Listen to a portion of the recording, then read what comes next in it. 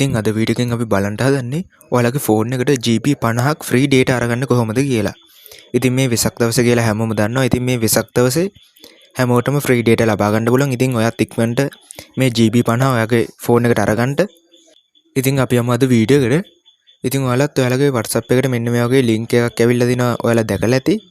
ඉතින් group වලින් එහෙම මේ වගේ link එකක් හම්බ වෙනවා. ඉතින් මෙතෙන්දී අපිට සටහන් කරලා තියෙන්නේ අපිට GB 50ක් ෆ්‍රී data නොමිලේ ලබා ගන්න පුළුවන් කියලා. ඉතින් මේකේ සඳහන් වෙනවා සියලුම ජාලයන් සඳහා මේක වළංගු වෙනවා කියලා.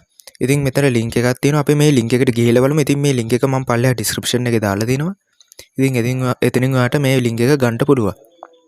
ඉතින් මම මෙන්න මෙතන මේ link එක click කරගන්නම්. ඉතින් අපි බලමු මේකෙන් අපිට GB 50ක් ෆ්‍රී data ලබා ගන්න පුළුවන්ද කියලා.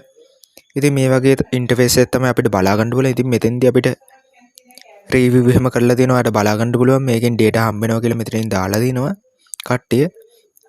ඉතින් අපි මෙතන continue කියන එකට ගිහිල්ලා බලමු මොකද්ද කරන්න තියෙන්නේ කියලා අපිට. හරි අපේ ෆෝන් නම්බර් එක තමයි type කරන්න ඇවිල්ලා තින්නේ මෙතන. ඉතින් අපි මෙතන අපේ ෆෝන් නම්බර් එක type කරගෙන බලමු.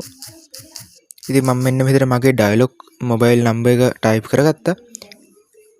ඊට පස්සේ මම මෙතන submit කියන එකට යන්න. හරි ඊට පස්සේ මෙන්න මේක බලා ගන්න පුළුවන්.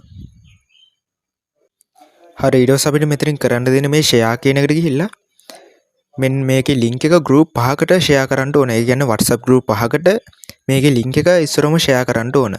ඉතින් ඔයාලා මේක මෙතන කියවලා බලන්න ඒගොල්ලෝ සඳහන් කරලා දිනවා අපිට මොකද්ද කරන්න ඕන කියලා. ඉතින් ඉස්සරම අපි දැන් මෙතන share කියන එකට ගිහිල්ලා බලමු. හරි ඊට පස්සේ මගේ WhatsApp එක තමයි open වෙන්නේ. ඉතින් මෙතෙන්දී අපි මේ link එක WhatsApp group මේ 5ක share කරන්න ඕන. ඉතින් මම group 5ක මෙන්න මෙතන මේ link එක share කරගන්න. හරි මම group 5ක දැන් share කරගත්තා. අපි දැන් ආයෙ අර website එකට ගිහිල්ලා බලමු.